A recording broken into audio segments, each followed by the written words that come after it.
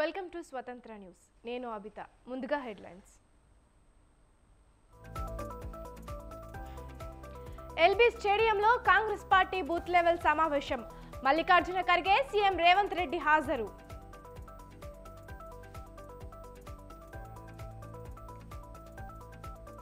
Parliament ఎన్నికల్లో BJP Congress మధ్యనే పోటీ. కేటీఆర్ భ్రమల్లో నుంచి వాస్తవంలోకి రావాలన్న ఉత్తమ్.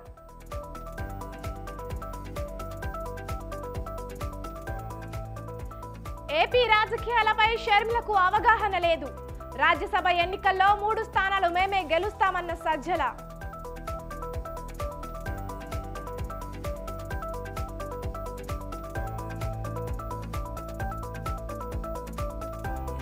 ఎంతమంది పొత్తులు పెట్టుకున్నా యుద్ధానికి సిద్ధం.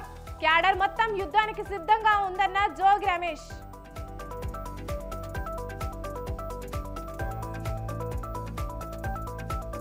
వర్చువల్ గా 300 సెల్ టవర్లను ప్రారంభించిన సీఎం. ఇకపై మారుమూల ప్రాంతాలకు టెలికాం సేవలు.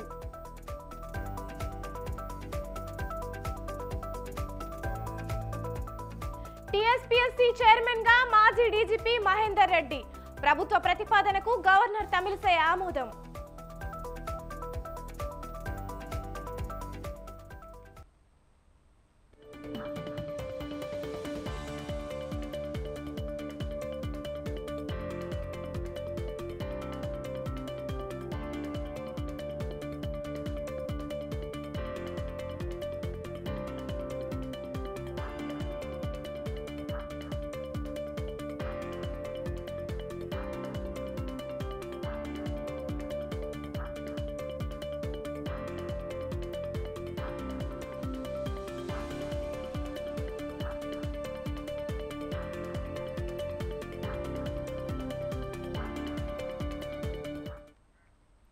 సార్వత్రిక ఎన్నికల్లో గెలుపే లక్ష్యంగా పావులు కదుపుతున్న వైఎస్ఆర్సీపీ రాష్ట్ర వ్యాప్తంగా సిద్ధం పేరుతో 4 భారీ బహిరంగ సభలు నిర్వహిస్తోంది. తొలి సమావేశాన్ని జనవరి 27వ తేదీన భీమిలిలో నిర్వహిస్తున్నారు. సిద్ధం అంటూ సీఎం జగన్ చేస్తున్న ఎన్నికల యుద్ధ నినాదంపై వైఎస్ఆర్సీపీ క్యాడర్కు ఇప్పటికే స్పష్టత ఇచ్చారు.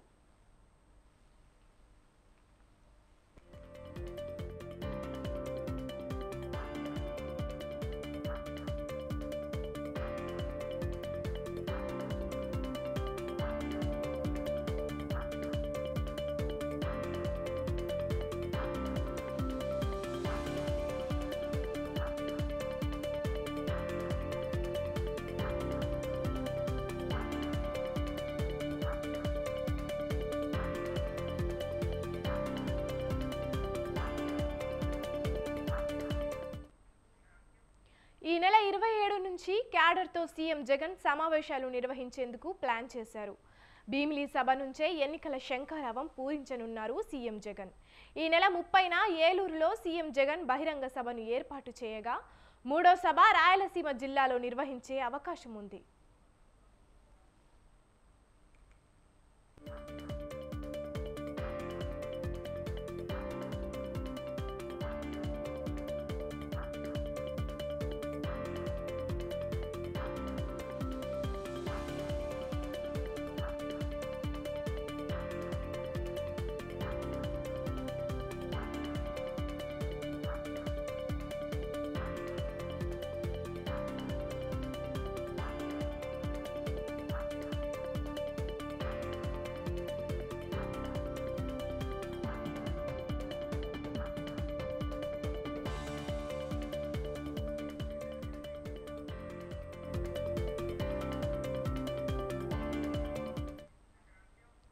ప్రస్తుతం ఏపీలో టీడీపీ జనసేన కూటమిగా ఏర్పడడం, మరోవైపు ఏపీ కాంగ్రెస్ అధ్యక్షురాలి హోదాలో వైఎస్ షర్మిల వైసీపీ అధినేత జగన్ను టార్గెట్ చేసుకుని తీవ్ర స్థాయిలో విమర్శలు చేస్తున్నారు. ఈ నేపథ్యంలో ఎన్నికల సమర శంఖారావాన్ని పూరించాలని సీఎం జగన్ నిర్ణయించారు. ఓవైపు టీడీపీ ప్రచార యంత్రాంగాన్ని తలదన్నేలా సిద్ధం కాంపెయిన్ రెడీ చేశారు. టీడీపీ జనసేనతో పాటు వాటితో కలిసే జాతీయ పార్టీల కూటమిపై పోరాడేందుకు సిద్ధంగా ఉన్నామనే సందేశాన్ని ఇవ్వాలని భావిస్తున్నారు.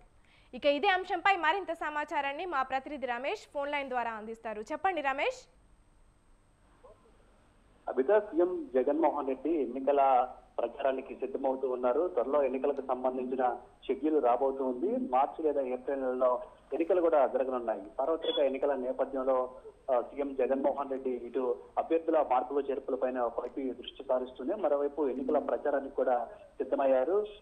క్యాడర్ తో ముఖ్యంగా సమావేశాలు పెట్టేందుకు సీఎం జగన్మోహన్ రెడ్డి నిర్ణయించారు. వైసీపీ అధికారంలోకి వచ్చిన తర్వాత క్యాడర్ తమకు సరైన ప్రాధాన్యత ఇవ్వటం లేదని కొంత అసంతృప్తి కూడా ఉంది. ఈ నేపథ్యంలో క్యాడర్ తో ప్రత్యేక సమావేశాలు ఏర్పాటు చేస్తూ ఉన్నారు. ఈ నెల 27వ తేదీ నుంచి కూడా ఈ సమావేశాలు ప్రారంభం కాబోతూ ఉన్నాయి. 27వ తేదీన విశాఖ జిల్లా భీమిలో మొదటి సమావేశం జరగబోతుంది. ఇది భారీ బహిరంగ సభను కూడా నిర్వహిస్తూ ఉన్నారు. ఈ సభకు వైఎస్ఆర్ కాంగ్రెస్ పార్టీకి సంబంధించిన పార్టీ క్యాడర్ తో పాటు ముఖ్య నేతలందరూ కూడా హాజరవుతున్నారు. రాష్ట్ర వ్యాప్తంగా మొత్తం 5 జోన్లుగా విభజించడం జరిగింది. రాష్ట్రాన్ని 5 జోన్లలో కూడా ఇలాంటి సమావేశాలు ఏర్పాటు చేయాలని వైఎస్ఆర్ కాంగ్రెస్ పార్టీ ఇప్పటికే నిర్ణయించింది. మొదట విశాఖ జిల్లా భీమిలిలో మొదటి భారీ బహిరంగ సభ జరుగుతుంది. ఆ తర్వాత ఏలూరులో ఈ నెల 30వ తేదీన భారీ బహిరంగ సభను నిర్వహించేందుకు వైఎస్ఆర్ కాంగ్రెస్ పార్టీ ప్లాన్ చేసింది. విశాఖలో జరిగేటువంటి సభకు 3 జిల్లాలకు ఉత్తరాంధ్రకు సంబంధించిన 3 జిల్లాలకు సంబంధించిన పార్టీ కార్యకర్తలు నేతలు క్యాడర్ అంతా హాజరవుతారు. అదేవిధంగా 30వ తేదీన ఏలూరులో జరిగేటువంటి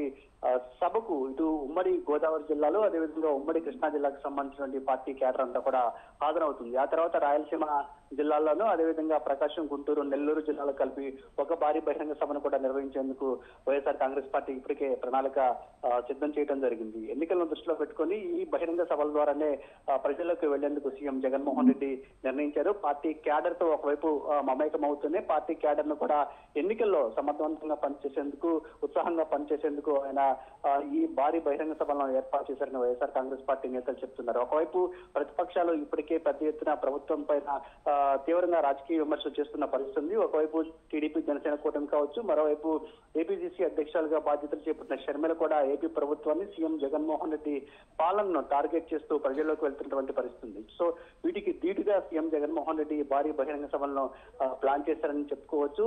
ఇతర పార్టీల కంటే ముందుగానే ప్రజల్లోకి విస్తృతంగా వెళ్లేందుకు ఈ సభలను ఏర్పాటు చేశారు. ఈ 4.5 ఏళ్లకు పైగా జరిగినటువంటి అభివృద్ధి సంక్షేమాన్ని ఈ సభల ద్వారా ప్రజల్లోకి తీసుకెళ్తాం. మరోవైపు ఇప్పటికీ ఏదైతే ప్రతిపక్షాలు ప్రభుత్వం పైన విమర్శలు చేస్తూ ఉన్నాయో ఆ విమర్శలకు ఘాటుగా సమాధానం ఇచ్చే దిశగా కూడా ఈ సభలను అయితే ప్లాన్ చేశారని తెలుస్తూ ఉంది. రమేష్, ఒకవైపు జగన్ ఎన్నికలకు సిద్ధమవుతూనే గెలుపు మీద నమ్మకం లేనట్లుగా మాట్లాడడం దేనికి నిదర్శనం?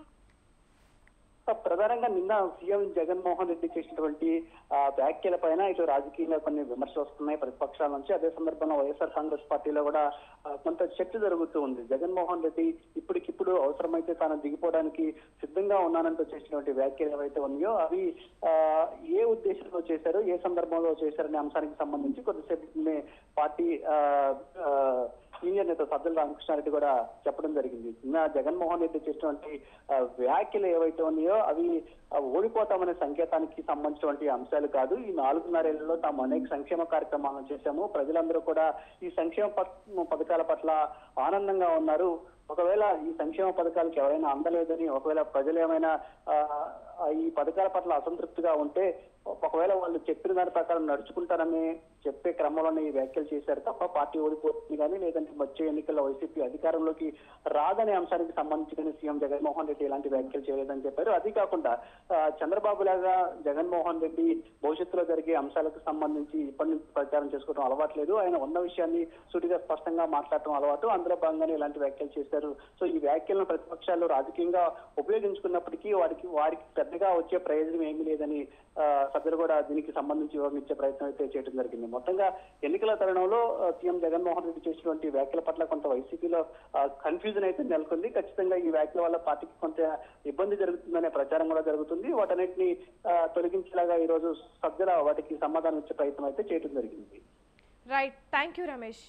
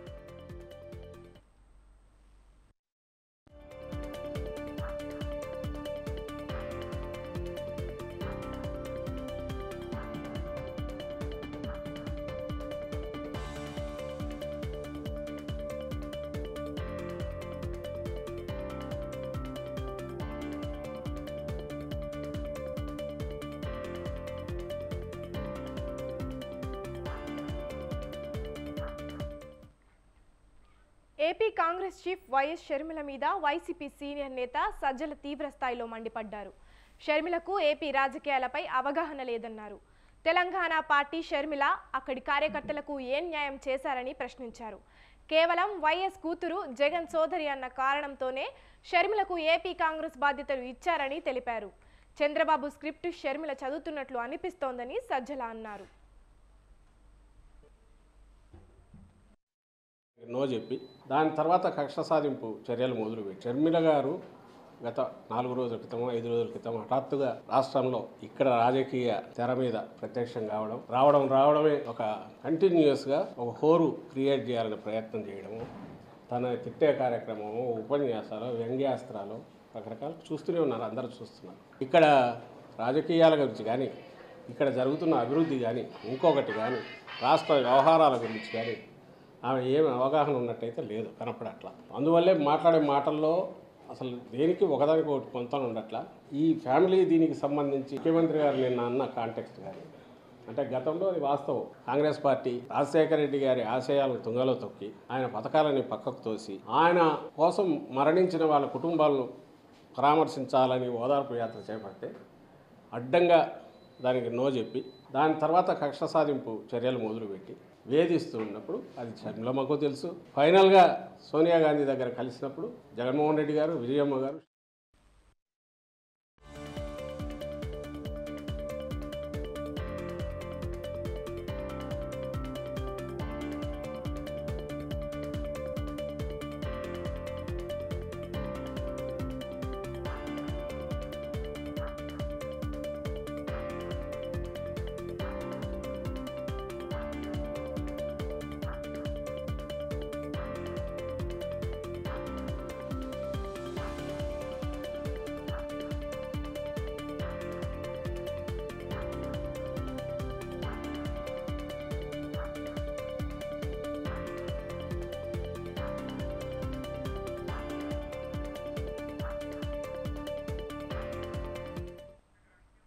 ఏఐసీసీ అధ్యక్షుడు మల్లికార్జున ఖర్గే హైదరాబాద్కు చేరుకున్నారు. బేగంపేట విమానాశ్రయంలో ఖర్గేకు టీపీసీసీ అధ్యక్షుడు ముఖ్యమంత్రి రేవంత్ రెడ్డి ఘన స్వాగతం పలికారు. మరి కాసేపట్లో ఎల్బీ స్టేడియంలో జరిగే Congress party booth level agent సమావేశానికి మల్లికార్జున ఖర్గే, సీఎం రేవంత్ రెడ్డి హాజరవుతున్నారు.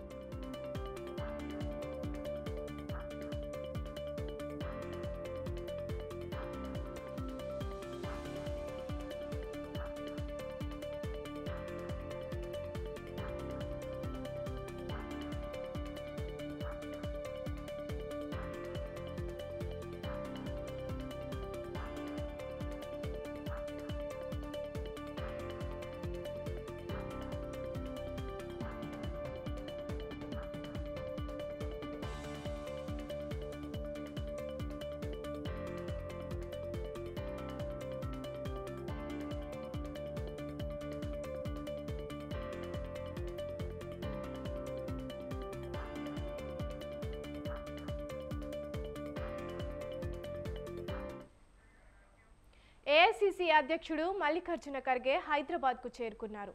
బేగంపేట విమానాశ్రయంలో ఖర్గేకు టీపీసీసీ అధ్యక్షుడు ముఖ్యమంత్రి రేవంత్ రెడ్డి ఘన స్వాగతం పలికారు. మరి కాసేపట్లో ఎల్బీ స్టేడియంలో జరిగే Congress party booth level agents సమావేశానికి మల్లికార్జున ఖర్గే, సీఎం రేవంత్ రెడ్డి హాజరవుతున్నారు.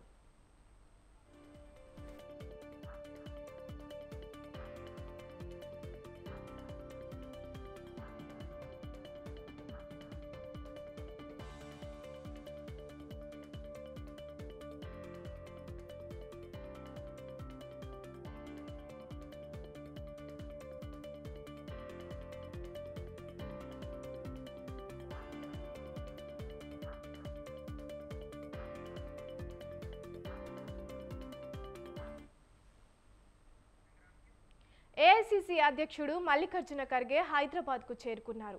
బేగంపేట విమానాశ్రయంలో ఖర్గేకు టీపీసీసీ అధ్యక్షుడు ముఖ్యమంత్రి రేవంత్ రెడ్డి ఘన స్వాగతం పలికారు. మరి కాసేపట్లో ఎల్బీ స్టేడియంలో జరిగే Congress party booth level agent సమావేశానికి మల్లికార్జున ఖర్గే, సీఎం రేవంత్ రెడ్డి హాజరవుతున్నారు. ఇక ఇదే అంశంపై మరింత సమాచారాన్ని మా ప్రతినిధి రాజు లైవ్ ద్వారా అందిస్తారు.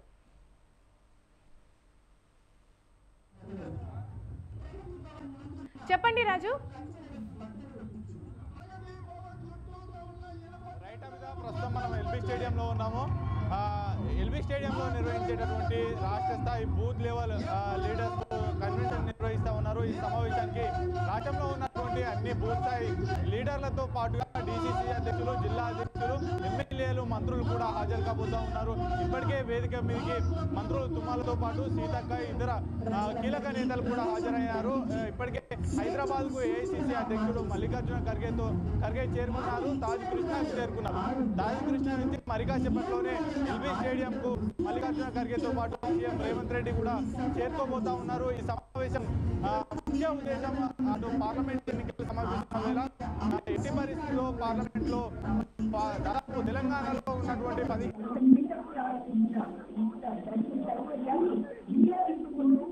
చేసుకోవాలనేటటువంటి ఉద్దేశంతో అటు అగ్రనేత అయినటువంటి ఏఐసీసీ అగ్రనేత మల్లికార్జున ఖర్గే బూత్ లెవెల్ క్షేత్రస్థాయిలో ఓటర్లతో మమేకమయ్యేటటువంటి పార్టీ బలోపేతం కోసం అనుసంధానంగా ఉండేటటువంటి బూత్ లెవెల్ లీడర్స్ ఎవరైతే ఉంటారో వారితో నేరుగా సమావేశం అవడంతో కొంత వారిలో ఉత్తేజం నింపడంతో పాటు రానున్న ఎన్నికల్లో కూడా కీలకంగా పనిచేస్తారు.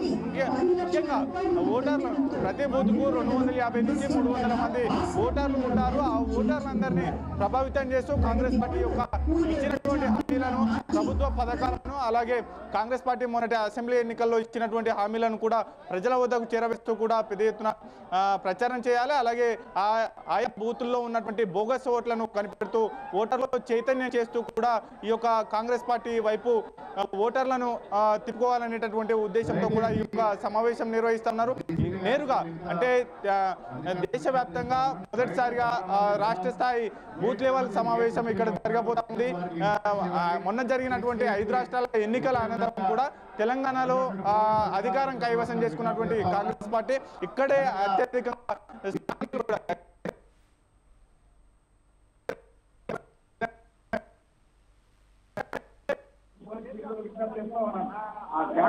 మిత్రులందరూ కూడా విజ్ఞప్తి చేస్తా ఉన్నారు.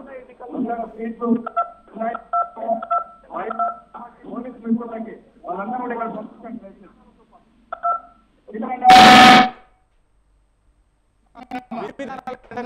కాంగ్రెస్ పార్టీ యొక్క వ్యూహాలను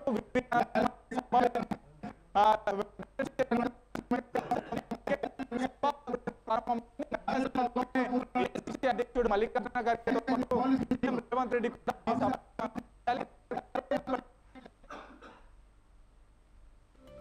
రైట్. థ్యాంక్ యూ రాజు.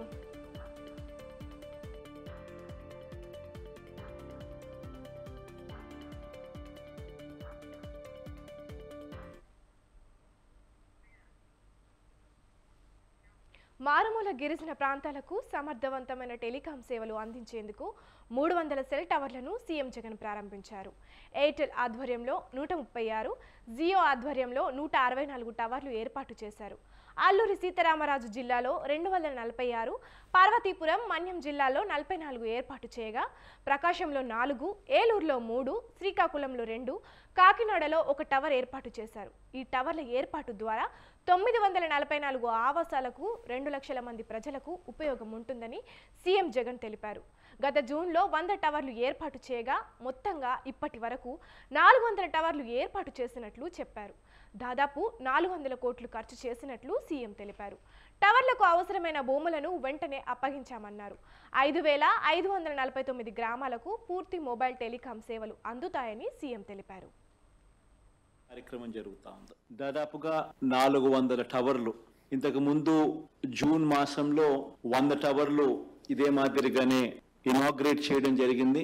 ఈ రోజు మరో 400 టవర్లు ఈ రోజు మరీ ముఖ్యంగా అల్లూరి సీతారామరాజు జిల్లా, మన్యం జిల్లా ఇటువంటి గిరిజన గ్రామాలకు ఎక్కడైతే కనెక్టివిటీ పూర్తిగా లేని పరిస్థితి ఎక్కడైతే ఉందో, ఎటువంటి గ్రామాలు ఎక్కడైతే ఫోన్లలో మాట్లాడాలి అంటే కూడా పరిస్థితులు అనుకూలించని వాతావరణం, అనుకూలించని పరిస్థితులు ఎక్కడైతే ఉన్నాయో, సంక్షేమ పథకాలు ప్రతి ఇంటికి కూడా తీసుకుని వెళ్ళాలి, ట్రాన్స్పరెంట్ గా ఆ సంక్షేమ పథకాలన్నీ కూడా ప్రతి ఇంట్లో కూడా అందాలి అని తాపత్రయంతో అడుగులు వేగంగా కూడా వేస్తా ఉన్నాం. ఇందులో భాగంగా ఈ రోజు 400 టవర్లు 400 కోట్ల రూపాయలతో దగ్గర ఇన్వెస్ట్మెంట్ తో పెట్టుబడి పెడుతూ ఈ రోజు ఈ 400 టవర్లతో దాదాపుగా 2 లక్షల మంది జనాభాకు ఈ 400 టవర్లతో మరో 2 లక్షల మంది జనాభాకు ఈ టవర్లు ఉపయోగపడే పరిస్థితి వస్తుంది. దేవుడి దయతో మరో ఏపీ డిప్యూటీ సీఎం నారాయణ స్వామిపై సొంత కుటుంబం నుంచే అసమ్మతి సెగ మొదలైంది. నారాయణ స్వామిపై ఆయన మేనల్లుడు రమేష్ బాబు సంచలన వ్యాఖ్యలు చేశారు. నారాయణ స్వామిని నమ్మవద్దని వీడియో విడుదల చేశారు. అందితే జుట్టు అంతకపోతే కాళ్ళు పట్టుకునే రకం అంటూ విమర్శలు చేశారు. గతంలో జ్ఞానేంద్ర రెడ్డి నారాయణ స్వామి ఇరు వర్గాలుగా విడిపోయి వర్గపోరుకు తెరలేపారని, ఇప్పుడు మళ్ళీ ఇద్దరు కలిసి కార్యకర్తలను ఇబ్బందులకు గురి చేస్తున్నారన్నారు. పైకి జగనే తన దైవం అంటూ లోపల అందరినీ ప్రలోభాలకు గురి చేసి జగన్ను తిట్టిపోస్తున్నారని రమేష్ బాబు మండిపడ్డారు. ఇది ఎంతవరకు సమంజసమో మీరు కూడా ఒకసారి మనసాక్షికి ఆలోచించండి. ఈ రోజు మన డిప్యూటీ సీఎం నారాయణ స్వామి గారు యొక్క ధోరణి చూస్తూ ఉంటే అందితే కాలు అందకపోతే జుట్టు అన్నటువంటి ధోరణిలో పోతున్నారు. ఇది ఎంతవరకు సమంజసమో మీరు కూడా ఒకసారి మనసాక్షికి ఆలోచించండి. మేము గత 1.5 సంవత్సరం నుంచి నేను మా అన్న ఇద్దరు కూడా జ్ఞానేంద్ర రెడ్డి గారిని కలిసినామని మా మీద కక్ష కట్టి మమ్మల్ని రకరకాలుగా ఇబ్బందులు గురిచేసి మా మీద రకరకాలుగా స్టేట్మెంట్లు ఇప్పించి దాడికి కూడా ప్రయత్నం చేసినటువంటి మా మామ నారాయణ స్వామి గారు ఈ రోజు జ్ఞానేంద్ర రెడ్డి గారిని ఎలా కలుసుకుంటున్నారో నాకైతే అర్థం కావట్లేదు. అదే జ్ఞానేంద్ర రెడ్డి గారితో ఎవరు మాట్లాడినా వారి మీద కేసులు పెట్టడము, కార్యకర్తల్ని రకరకాలుగా ఇబ్బందులకు గురి చేయడము, ఒకరి మీద ఒకరిని దాడి చేసుకునేటట్లు ప్రలోభాలు చేశారు. అది అందరికీ తెలుసు. ఈ మధ్య కాలంలో టికెట్ విషయంలో కూడా జ్ఞానేంద్ర రెడ్డి అతనికి ఏదో అడ్డుపడ్డట్టు కార్యకర్తలను 6 మండలాల నుంచి కార్యకర్తలను పిలిపించి ఆయన మీద రకరకాల ఆరోపణలు చేసి అతని మానసికంగా కుంగిపోయేటట్లు, అతన్ని మాన మర్యాదలను మంట కలిపేటట్టు అతని మీద ఒక యుద్ధాన్ని మేడిగడ్డపై విజిలెన్స్ నివేదిక అసెంబ్లీ సమావేశాల నాటికి వస్తుందని మంత్రి ఉత్తమ్ కుమార్ రెడ్డి తెలిపారు. ప్రాథమిక విచారణ నివేదిక తనకు ఇంకా అందలేదని తెలిపారు. అసెంబ్లీ తేదీలు కూడా త్వరలోనే ప్రకటిస్తామని తెలిపారు. బీఆర్ఎస్ ప్రభుత్వం ఆర్థిక విధ్వంసానికి పాల్పడిందని ఆరోపించారు. మున్ముందు బీఆర్ఎస్ ఉనికి కష్టమే అని ఎద్దేవా చేశారు. కేటీఆర్ భ్రమంలో బతకడం మానేసి వాస్తవంలోకి రావాలని ఎద్దేవా చేశారు. పార్లమెంటు ఎన్నికల్లో బీజేపీ కాంగ్రెస్ మధ్య పోటీ ఉంటుందన్న ఉత్తమ్ కాంగ్రెస్ కి 13 ఎంపీ సీట్లు వస్తాయని ధీమా వ్యక్తం చేశారు.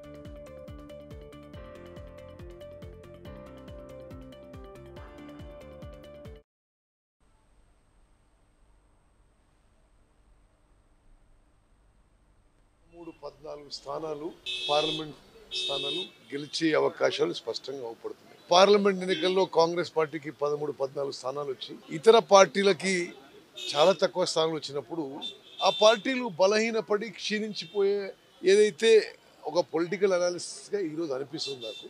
నేను పదే కొన్ని విషయాలు చెప్తున్నా, మళ్ళీ చెప్తున్నా. మేము మొదటి రోజు ఎలక్ట్రిసిటీ రివ్యూ చేస్తే 90,000 కోట్ల, రెండో రోజు ఇరిగేషన్ రివ్యూ చేస్తే 2 లక్షల కోట్లు ఖర్చు పెట్టిండ్రు. అది ఎవరి సొమ్మా 2 లక్షల కోట్లు? నిన్ను నన్ను మన పిల్లల్ని వాళ్ళ పిల్లల్ని తాకట్టు పెట్టి అప్పు తీసుకొచ్చి ఖర్చు పెడితే నామ మాత్రం ఆయకట్టు, కొత్త ఆయకట్టు సృష్టించడం జరిగింది. 2 లక్షల కోట్లు ఖర్చు పెట్టిన తర్వాత విజిలెన్స్ విచారణ జరుగుతుంది. ప్రాథమిక వాళ్ళ రిపోర్టు నాకు ఇంకా ఇవ్వనుంది. బట్ నాకు తెలిసిన సమాచారం మేరకు పూర్తిగా నెగ్లిజెన్స్, పూర్తిగా అసమర్థత, పూర్తిగా కేర్లెస్నెస్ తోని మేడిగడ్డ బ్యారేజ్ సీరియస్ గా డ్యామేజ్ అయింది. ఇప్పుడు నాకు గత 5 సంవత్సరాలుగా సర్పంచులు మంచి పాలన అందించారని మేడ్చల్ ఎమ్మెల్యే చామకూర మల్లారెడ్డి అన్నారు. మేడ్చల్ మండలం శ్రీరంగవరం, లింగాపూర్ గ్రామాల్లో గ్రామ పంచాయతీ భవనాలు ప్రారంభించారు. గతంలో కేసీఆర్ ప్రవేశపెట్టిన సంక్షేమ పథకాలతో దేశంలోనే అభివృద్ధి చెందిన రాష్ట్రంగా తెలంగాణ రాష్ట్రం ఏర్పాటు అయిందన్నారు. 5 సంవత్సరాలుగా గ్రామాల అభివృద్ధికి కృషి చేసిన సర్పంచ్లను, ఎంపీటీసీలను అభినందించారు.